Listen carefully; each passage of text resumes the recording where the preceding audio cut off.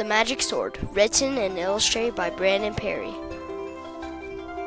The Magic Sword, written and illustrated by Brandon C. Perry, Schaefer Sweethearts Publishing Company, Guantanamo Bay, Cuba, 2012. Once upon a time, in a faraway kingdom, there was a knight. That knight was fearless. He wasn't frightened of a troll, anything.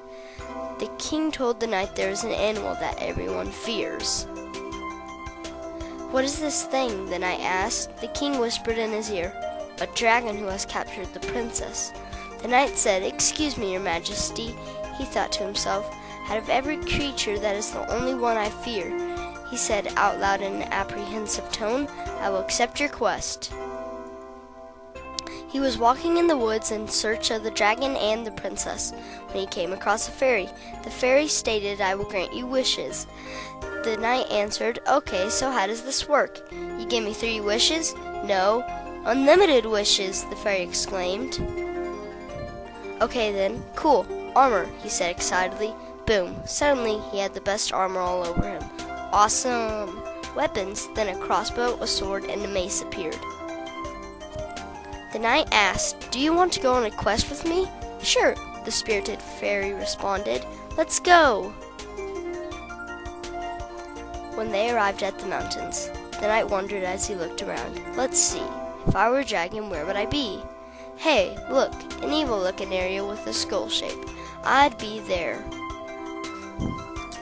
The fairy and the knight got to the mountaintop. That took longer than I thought it would. Whoa! Thousands of dragons were looking devilishly at a young woman. Then he said, "Whoa," but more in a love tone.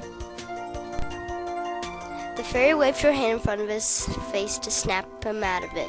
She said, "Are you going to fight?" "What? No," mumbled the knight. "Why not?" questioned the fairy. "Because I'm scared," the knight replied helplessly. "What?" the fairy hissed. "I came to fight with a scaredy cat?" she said in a really angry tone. "Yes, but I'm only scared of dragons." Then he left.